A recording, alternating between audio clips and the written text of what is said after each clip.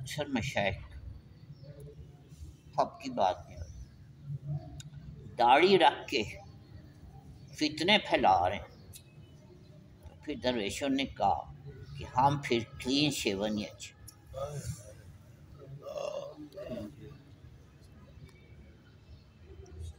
ٹھیک ہے، لوگ ہمیں برا کہیں ٹھیک ہے، وہ بات ہمیں یہ ایسی عزتیں نہیں چاہیے جو ممبروں پہ جو بیٹھے ہوئے جی۔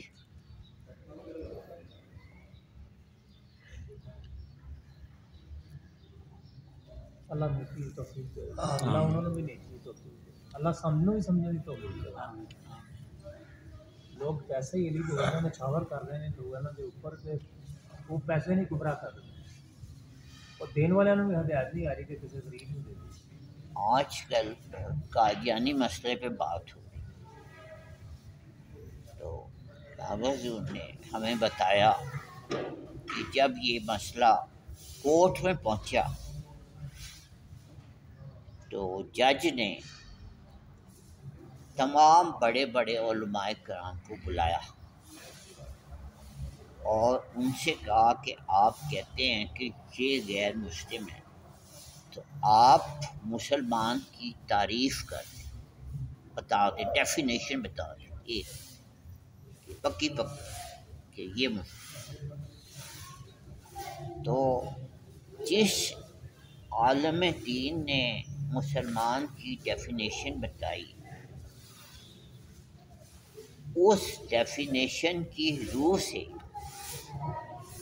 دوسرا فرقہ جو تھا وہ کافر ہو رہا تھا۔ ہر عالم دین نے اپنے فرقے کو مسلمان بتایا اور اپنی ڈیفینیشن میں دوسرے فرقے کو باہر کر دیا۔ تو وہ جج تھا، وہ سر پکڑ کے بیٹھ گیا کہ اسلام کی تو تعریف ہی نہیں ہوتی، کوئی کر سکتا، سب اپنے اپنے فرقے کی تعریف کر۔ واصف صاحب سے یہ محفل میں سوال ہوا، کسی مسلمان کی ڈیفینیشن جو ہے یہ علماء کرام تو نہیں کر سکے، تو آپ بتائیں مسلمان کی آپ کی نظر میں کیا ڈیفینیشن؟ اور وہ ایک جملے میں، یہ ان کا کمال آپ جانتے ہیں، کہ شہرت ساری دنیا میں اسی وجہ سے ہے کہ بڑے سے بڑا مسئلہ وہ ایک جملے میں حل کرتا، تو انہوں نے ایک جملے میں یہ مسئلہ حل کیا۔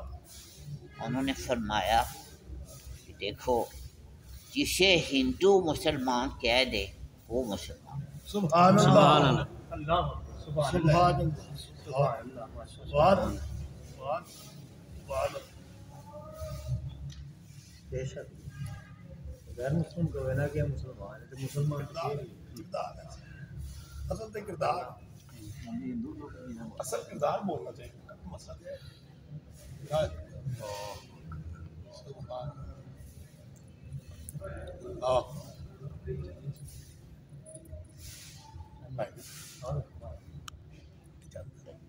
علی بھائی السلام علیکم۔ السلام علیکم، سلامت رہو۔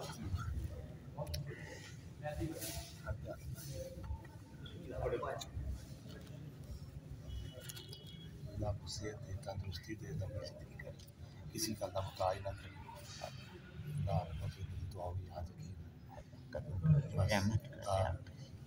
بڑے اداس سے